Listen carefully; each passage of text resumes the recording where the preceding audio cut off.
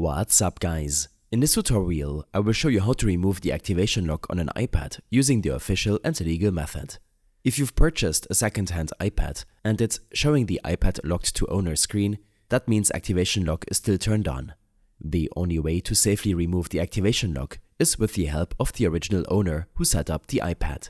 Ask them to sign into their Apple ID on another Apple device or go to iCloud.com. If they're using an iPhone, they should open a Settings app. Tap the display name at the top to open the Apple ID settings, and then scroll down to see a list of all their devices. From this list, they need to select the iPad that's locked. Once selected, they will see the option to remove from account. Tapping this will unlink the iPad from the Apple ID and turn off activation lock remotely. After they've done this, restart the iPad and you should be able to set it up as new without any issues.